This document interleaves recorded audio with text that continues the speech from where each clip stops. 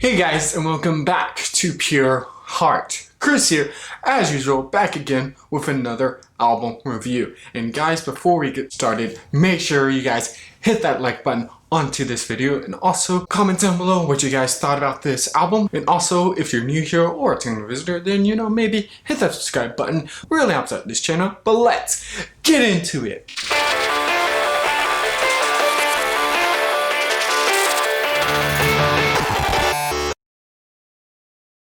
So Revival's in the Air by Bethel is Bethel's 15th live album. If you guys don't know who Bethel is, they're a really huge church down in California. They've done a lot of what you hear. It's a lot of modern churches. They've done popular songs like the modern version of It Is Well.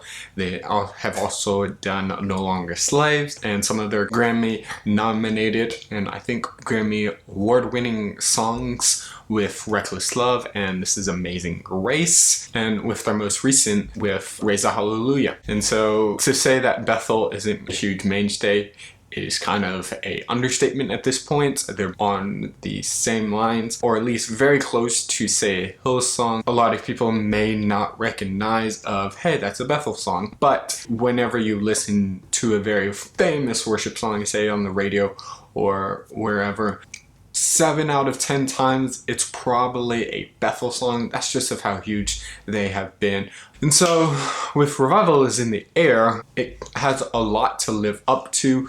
This is kind of their second album since Amanda Cook and Stephanie Gretzinger has left Bethel. So Victory was one of their going into saying, hey, this is the new stage of Bethel. But that one had a lot of help from a lot of singers that was just part of the Bethel collaboration. But this is actually, hey, this Revival's in the Air is the new version of this Bethel type of stuff that we're probably gonna get till, some other people leave. With this album, if you guys like Victory, then you'll probably like this one with a little bit folk-ish, country-ish type of worship. But there's also that same little Bethelness here and there that I will get to a little bit later.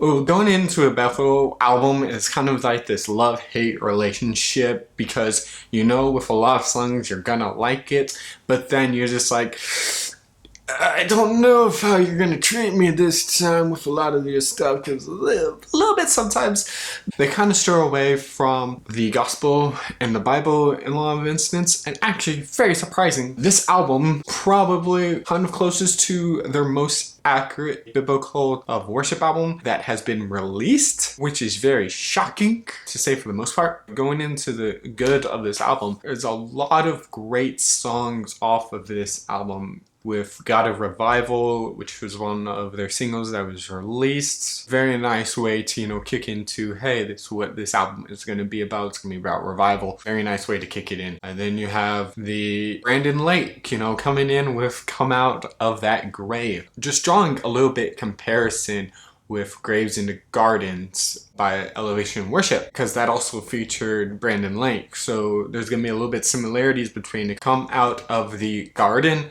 Resurrection Power, such a long title, and the song Better Than.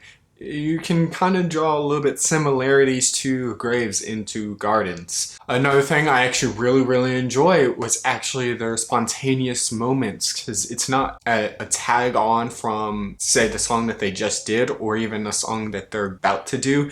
It's like an open word type of scenario, and that is one of the best type of spontaneous moments because it gets you a little bit relaxed and breathing in and just getting back into that worship type of mind, especially with how long this album is, which I will get to in a little bit, so that should tell you something. And also the title track of this album with Revival is in the Air has a very nice upbeat type of vibe that I really like. And even the last song, Always Good, which listening to it, I was like, I don't know if I feel about them closing this because it kind of seems like a weird type of note, and it is, but the song is still fantastic. If you like the old type of Bethel vibe rather than the country / folkish type of vibe, then you'll definitely enjoy that last song, But however, as always, there's going to be some bad.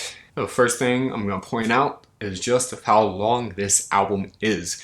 It's almost 2 hours. That's way too long for a worship album.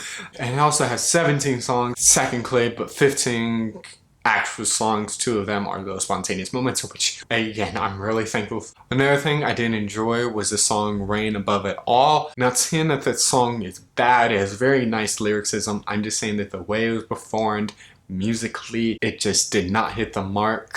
It just felt like it was kind of going through the motions, and it's like, alright, you're kind of ruining the flow, especially since it was after Anything Is Possible, and then into the really great song of Sing His Praise Again, Oh My Soul. Another song that I kind of have a problem with is the song Champion, and it's just because of the bridge part where it says that Jesus has given me the authority, which I'm just trying to decipher what they're trying to go for the lyrics. If it's trying to say, hey, I now have the authority to try to resist this temptation, then that's okay. But just the way that the song is going, it just doesn't seem like that it's going that way. It seems like it's saying, hey, I can do miracles now.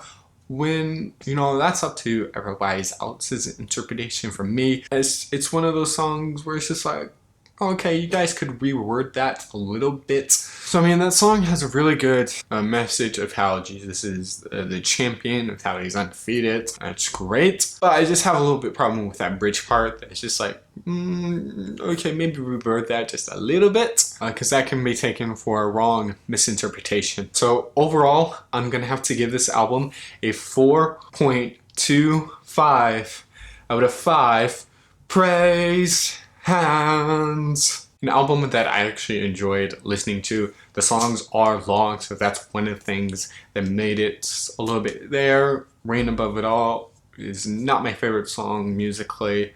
Everything else is great. A lot of original. We Praise You is probably the only thing that isn't original, but it's Brandon Lake and Matt Redman that both co-wrote it. And if you like Bethel, you're probably going to find your favorite song within here.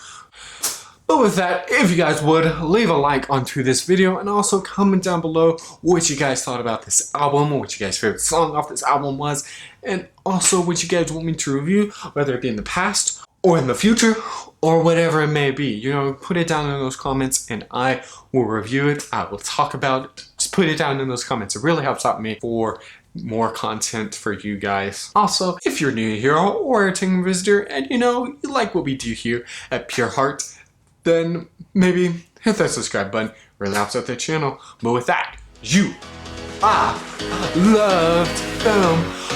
Bye.